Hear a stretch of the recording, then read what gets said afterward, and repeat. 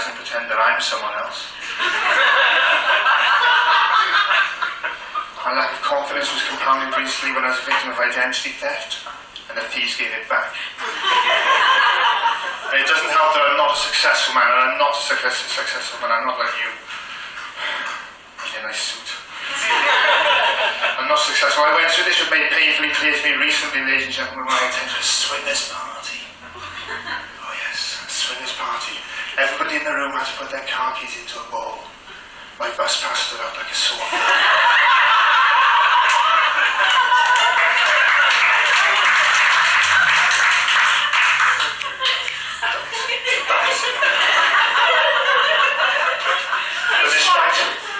Pardon?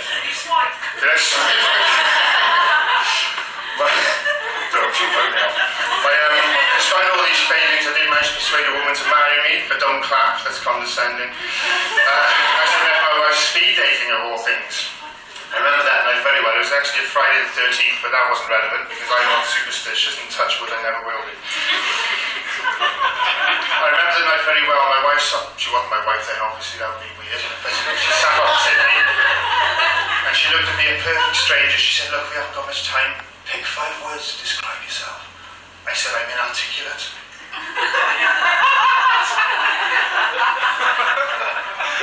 Some of you get it. Some of you are it. For those of you who are it, don't worry, they're not gangster. My wife and I have actually been having a difficult time of it lately. Our marriage is, I'd say the magic has gone out of it. We're trying to liven things up. We're going to a nudist convention next month, hoping to anyway. What? We are hoping to. We've done with days on yet, but we will go if we've got nothing on. Went to a wife swapping party recently. I made a bit of a faux pas. I didn't realise it was just for the one night. I looked like a fucking idiot turning up with all those suitcases. It's been a difficult year for my wife though, especially because her father died this year, but she's not here, so we can't laugh about it. It was especially difficult for me because his funeral fell on the day of the Six Nations rugby final. Now I know what you're thinking, you selfish bastard.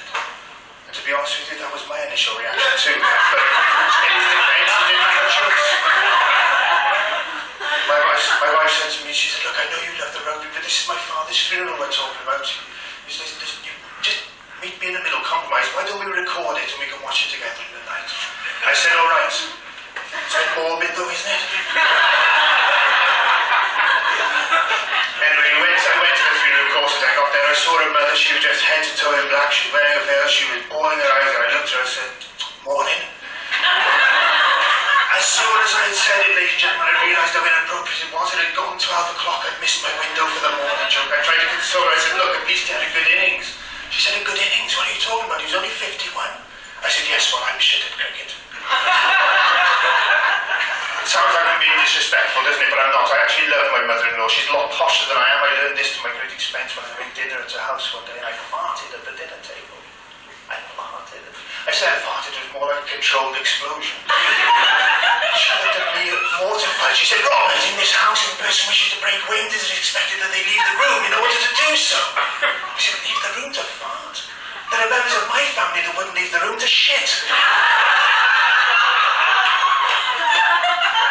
On the subject of families, let me tell you a story about my son. My son, and I kid you not, I don't know, I can't put this politely, he's a fucking lunatic. He's a young lad, he's only 3, and he came running into the lounge the other day, stark bollock naked. Now, I'm not a bad parent, I had dressed him 20 minutes earlier, but he thought, fuck it, I'm having a nude day. He stood in front of me, and he just started stretching his genitals. And he's just looking at me. Just pulling them out. And he looked me square in the eye, and he said, do you want to go to Legoland? I couldn't say no to that. You couldn't say no. I must admit, my initial thought was, God, I dread the day he wants to go to Disney World. How I do for time? About 2 minutes. I grew up poor. I grew up very poor. Anybody here grew up poor? Or you? No? Yeah, a little bit? I grew up in abject poverty, and that's not an exaggeration. We were so poor in my house that we didn't have toys. My dad said to me, Rob, you don't need toys, son. Just play with your hands.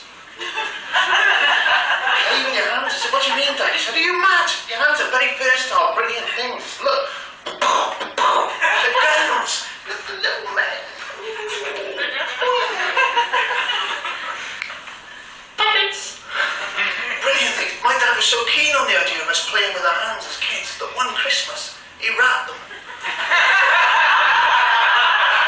woke up in bed, wrapping paper, sellotape all around. For fuck's sake, Dad! He's standing in the doorway watching. I said, what are you looking at? He said, I just want to see the look on your face when you open your presents. And he said, we should share our toys. Me and my brother should share. He gave my brother his hands and me my hands, and we should share each other's toys. It made it difficult to go out and stuff, but it got particularly messy when we became teenagers. Thinking about it, my brother did some pretty fucking horrible things with my hands. I don't do it for him now, of course. Picks his own nose now. And I whack myself off. But, what's the time? I've got just time to tell you about my favourite nutter in the pub. There is no nutter in this pub, is there? Because if there was, you would have approached me by now. I'm a nutter magnet. This is an absolute true story. I was in a pub in Cardiff, and this guy came up to me one day. He sat at the side of my table and he said, do you mind if I take this seat? I said, no, that's fine. He said, do you mind if I take this glass? I said, no, that's fine.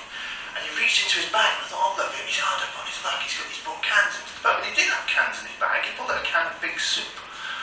And he opened it and he poured it into his pint glass. He started drinking. And he smiled at me with a little bit of carrot between his teeth. And he asked me a question that I would defy any man to say no to. He said, would you like to see my time machine?